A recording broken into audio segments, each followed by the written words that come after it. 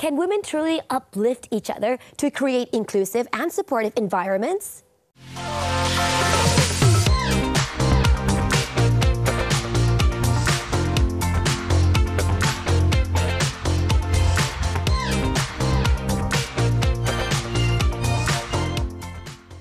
Hi everyone, welcome to a brand new season of Women Talk. It's already season 6.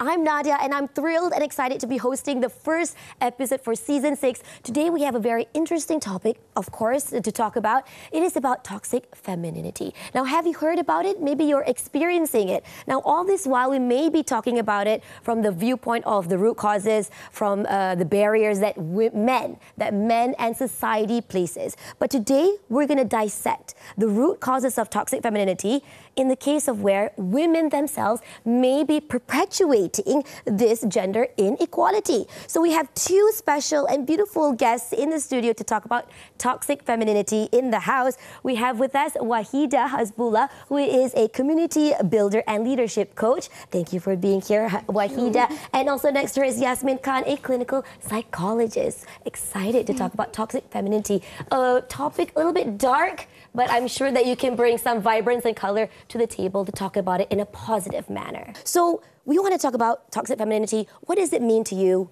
Maybe you've experienced it, but maybe didn't realize it. Now, I'm going to start off by asking this personal question to our both of our guests. Have you experienced in your life toxic femininity? I'm going to start off with Yasmin. Okay, well, yes, definitely. I have definitely experienced it. I think, especially when I started up becoming a CEO, it's definitely affected me because I'm also young. Yeah. So I had also a lot of older people come to me and kind of like policy how I'm supposed to be or how I'm supposed to act or what I'm supposed to look like. And this is coming from other women. Yes. That you probably look up to as idols. Yes. And that's when I really felt like, what is happening? Yeah. Why does this happen? And I just thought there was nothing from it. Yeah. Till I realized toxic femininity exists. How did you overcome it? Well, I realized at the end of the day, I should know and understand about myself more, especially. So if I'm confident with myself to know my role, what I'm doing, how I'm supposed to be, that's my thing. Yeah. So at the end of the day, it's more of, they're just probably giving comments and suggestions. And for me, it's take what is good and leave what's out. But be confident still with the potential and the capability that you have, that you're able to bring to the table. That's great. What about you, Wahida? Have you experienced it yourself? Before that, I just need to say I wanted to hug her just now. Yeah. I mean, like, hearing that when you at that crucial stage, it must be heartbreaking, right? Of course. Okay, I get that. I just need to transfer that energy. Because you know how it feels. Yeah. For me, I would say I spent about 8 years working across communities and in different sectors, from youth to business leaders. I've had my fair share witnessing, feeling it from the other party, or even maybe I was the one perpetuating. So I just keep it at that. So you admit, I mean, it could have been from you as well. It could have been, right, in the past. Now, I want to go back to Yasmin. You are a clinical psychologist, so you dissect or analyze the behaviors of people. Now we're talking about the behaviors of women in particular. Why do you think this happens among women to other women? What's driving this? The reason why we reinforce these negative behaviors is genuinely from our insecurities. So it's, like I said, as much as we can talk about toxic femininity and toxic masculinity, at the end of the day, it's just about character in itself. Yeah. It's just about the individual itself. And why we do it is because we have our insecurities, we have our low self-esteem issues, we have our low self-value issues as well.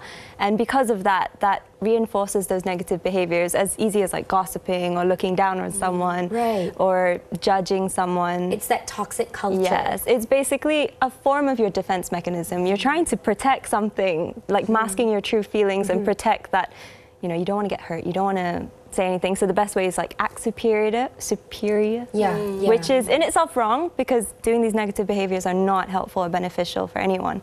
So in your personal experience that you told us about just now, it was the age that became a factor, right? Because those who were, you know, more of your seniors looked down to you.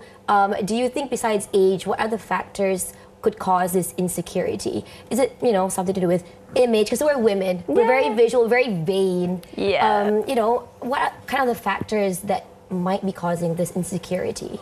jealousy. It's from jealousy, it's from envy, it's just from, you know, feeling that someone's more better than you. Yeah. And then it will feel like that they might take over your spot. So it's I'm going to protect that. Maybe I will put someone down for that.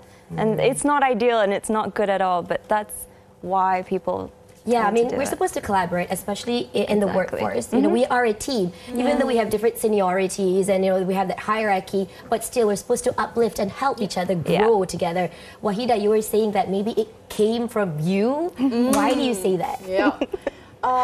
I really need to echo because that's how I would like to take on this discussion further. It goes back to the need to feel safe. Yeah, sure. And that's the basic need. I work a lot with, I'm fortunate enough, there's a balance in terms of gender. Okay. Okay, and if I could, if you don't mind, Nadia. Go ahead. I would say, right, when we talk about the definition of toxic femininity, it can vary. Especially these days, everyone has their opinions, right? Yes. And it's easily accessible. But for this sake, for this discussion, I would like to challenge us. Okay? I would like to give new perspective. Okay. Yes, you are right. Gossiping, backbiting, and all these, I would say, common stereotypes that attach to feminine, but I would like to say it happens among masculine men as well. Right? But I would like to challenge, in terms of workplace setting, how it can look like. Okay, if we think a little bit further, it can look like passive aggression. Okay, explain Have a little bit you heard further. about Karen? Okay. Yes. Karen. Yes, the Karens of the world. It means, right, they think they mean well. Yeah. With that facade, the softness. When we talk about femininity, we think about softness, warmth, Elegant, right? Nurturing, which are great qualities. I'm grateful we have those. Right? But I would say it can be toxic when it's used as a tool to manipulate. You're not speaking your truth. That's where I'm coming from. And I've seen that a lot. If you ask me, rather than the normal stereotypes, right? The other side of it is quite subtle. It takes really deep understanding of the issue, right? Are you trying to manipulate me? I've seen that quite a number of times. I would say. Very interesting. We have different perspectives here. One is insecurity. Another one is the women themselves are creating this toxic femininity environment, and it's because they can be cunning, they can be manipulative with those feminine features that they have. We're going to discuss more on this, how women can be the cause and how women can avoid this in the workplace and in other settings as well, after the break. Don't go away.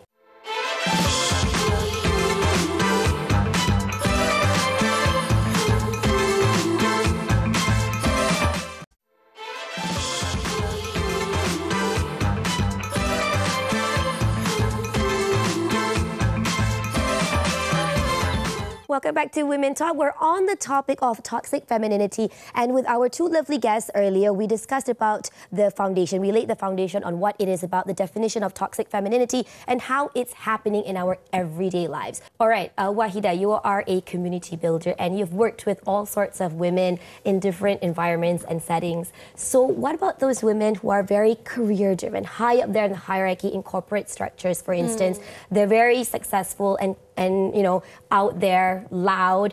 How are they, maybe they are the factor that's preventing gender equality that we've been harping about, that we've been shouting about? That's definitely a lot to unpack. But as usual, I love to take a slightly different route, for diverse of perspectives, So I would like to lean on gender equity. It's actually a process to achieve gender equality, just to be fair, so that all of us at the same playing level. That's where I'm coming from. Yes. And to answer you, I don't see, honestly, from my experience, as a leadership coach and a community builder, the position, I would say, doesn't mean so much when it comes to manifestation of toxic femininity. It's not because of that. I think it boils down to this. For someone who has, no matter where you are in the hierarchy, if you have fixed mindset, so that's something that I want us, that's why I was telling you I might be the one perpetuating, right? If we have fixed mindset, this is a concept introduced by Stanford psychologists. Fixed mindset is like this. I'm born this way. There's nothing I should change about myself. I'm all good. So when we see ourselves like that, we project all the insecurities. I just want to echo, because that's the root. That's the root, yeah. We will project. So for those, sometimes, right, doesn't make sense, right, for those who are up there. Do you get me? Like, you are really successful, right, from the external point of view, right? But you still need to do not so great things, right, to bring down your employees. That happens. I don't want to invalidate that. That happens. Why? It's more about having this kind of fixed mindset. I need to bring you down because I can't change myself. So I need to change others by manifesting this kind of toxic behavior, sadly. Is this mindset moving towards trying to be perfect, trying to be flawless? Is that what's driving these women to act this way? Oh, that's a really, but I don't think it's direct. There's a link, but I wouldn't say directly lead to that. It's about insecurity, having that fixed mindset, thinking about, I'm insecure, this is the only chance, I need to bring Yasmin down. For example, right? Yasmin, these days we talk a lot about mental health. So obviously when we are stuck in a setting or in an environment that is full with toxicity, you know, not just toxic femininity, but just toxicity in general, it's not healthy for us to, you know, encounter this on a daily basis. How is this impacting women on the mental health side? On the mental health side, there's many things that come around. I mean, you can get stress, you can get anxiety, you can get depression.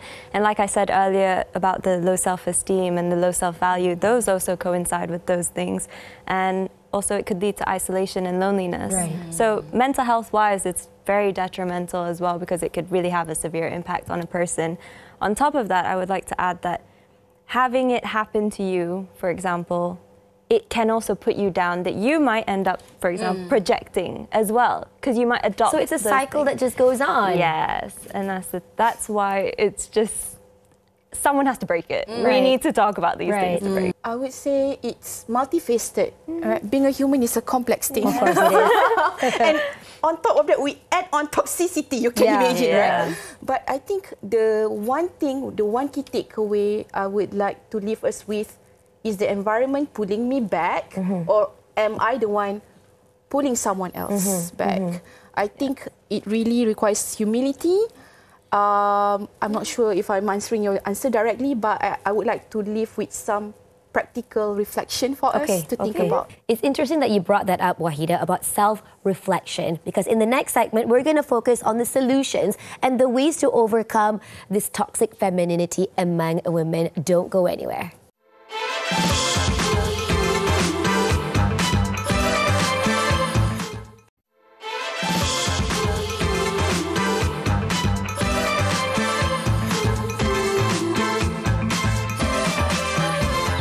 Welcome back to Women Talk. I'm having a very insightful conversation with our guests on the topic of toxic femininity. Let's talk about the young women out there in the younger generations. Now we have a generational gap, perhaps, between the Gen Zs, millennials, and baby boomers. And this might be a cause, as Yasmin did mention previously, that age did become a barrier and become a cause for this toxic femininity.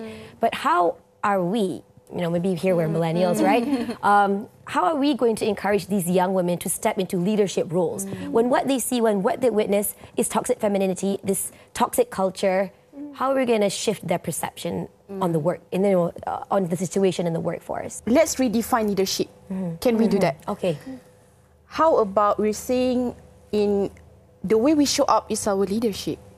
Okay, because I don't want to give the impression, oh, I'm not at that level. Do you get me? I'm not the manager. I mean, for example, right? I was like that too, right? No, I'm not going to mentor interns. Not my job scope. I see. Very normal, valid comment, right? But if we to redefine leadership is any interaction like this, I see this as leadership moment. Okay, so if we could redefine why it is important, if you ask me, it goes back. Human beings have 3 basic needs: self-determination. Oh, I hope I get this right. You help me out. You help me out. Okay. Self-determination, 3 basic psychological needs. Autonomy, meaning I have power and control over what I want to do, what I can do. Secondly, competence. This is when I know for sure I can grow these skills. I have the strength, but at the same time, I'm also paying attention to the things that I can improve, you know. And thirdly, connection. Don't dim your light, right? By showing the light to others, right? Like I'm mirroring you. I'm not dimming my light. I think the problem is when we're thinking about if I'm shining the light on you, you will take away my light. Yes. You know? We are So afraid if I of can, that. if I can put it in a layman term, we're talking about become the amazing feminine, all right? That's how we do it. We mirror each other. What are your views, Yasmin? I think my views on it for young women in general is more like, okay, you've heard about all this, but what are you going to do about it is important. I think we need to encourage these young women to be responsible of themselves and understand themselves fully, like to take their own action of what they want to do. When it comes to talking about, you know, introducing leadership and mentorship, it's really important, like the word role model and stuff like that. Because for me, my opinion on role model is that role model, it can be forcing imitation. And it's lacking the authenticity of a person. So, for example, if you have someone to look up to, in a way, you're copying that person. I agree with Miriam, you know, like you bounce back with each other. Who that person is. Yeah, but when it comes to role model, it's more of like you just follow blindly another person. But we are humans. We all have very different lifestyles. We have very different characters, behaviors. We are, you know, different experiences in life. So we can never be the same. We might share similar, but what someone else got and the role that they got into at the end, maybe you can't achieve that. And I feel like we also need to look at the mental health aspect that it can be very detrimental when we talk about role models a lot, like someone to shine a light to. Because what if you don't reach up to that level? What if you don't achieve what your role model achieved? How does that make a person feel? So that actually can bring someone down when you look up or worship someone too much. I'm not saying it's wrong, but can we go beneath what's beneath the surface? What's beneath the exterior? What are the values? If I can add on, right? Rather than blindly, what are the things that I like, the values that I like about this person? And sadly, I feel the interaction that we have can be quite superficial, right? Especially on social media. So I'm glad we're having this. We have a chance to dig deeper. Right? I can tell this is what I appreciate about you, spending 1 hour with you. I think this is something that we should encourage more. Like open and safe space for young women. And I really like her point about authenticity over conformity. I love those words, Now, in this day and age, you mentioned, Wahida, about social media. It's shaping the way we think, how we operate on a daily basis. It's influencing us massively. So how do we consume it in a healthy amount? I think one is boundaries. Set your boundaries on social media. I mean, we all know how... And not just social media, I think in everything. You know how like overstimulating everything can get. I mean, there's so much knowledge everywhere, so much going on, there's so much news. It's a lot. So put your boundaries. Know, okay, this is my limit for that. And second is, like I said again earlier, it's just be responsible of yourself. Like, take your time to learn about yourself, work on yourself, you know, find out your strengths, your weakness, what makes you you, what makes you unique. Because everyone is different. Yes, everyone has their own story and journey as well. Okay, now very briefly from each of you, Wahida first, maybe your words of wisdom or advice to women out there watching us. I think it goes back to emotional intelligence. And I think to accept it's okay I was behaving that way to protect myself. I think the acceptance comes first. The unlearning, if you ask me, unlearning of the narratives. You know, like a woman has to be this way, that way. What do you think? Let's ask about it. What do I think about? What do I bring? Please know that it is safe to be yourself, to be your authentic self. I think once we establish that safety inside first, we can go about and make impacts no matter in beautiful way. Yes, be yourself. That is key. Yasmin, what about you? My word of advice, I think my word of advice is know that you should put the effort to learn about yourself. I mean, it's very easy to blindly follow what is going on everywhere else and neglect who you are, but that's what is key. You need to know essentially who you are and what is you. Acknowledge yourself and recognize the strengths and weaknesses that you have. So that in a way, that's how you're gonna, you know why you acted a certain way, why you thought a certain way, why you felt a certain way. And that way, at least you know how to go about things. Because the goal is always to improve ourselves. Thank you so much, Wahida and Yasmin, for your powerful and beautiful words for the women out there watching Women Talk. Now, it has been a very dynamic conversation with the two of you. We've touched on many important topics today under the headline of toxic femininity. Now, the impact may hold women back, so it's very, very important for us to learn and understand and also to execute empathy, emotional intelligence, and mentorship in creating a more inclusive environment, in particular for women. Now, thank you again to our guests for joining us today. To our audience at home, don't forget to send some love on our social media. So follow us at Women Talk TV3. With that, have a good weekend and see you in the next episode.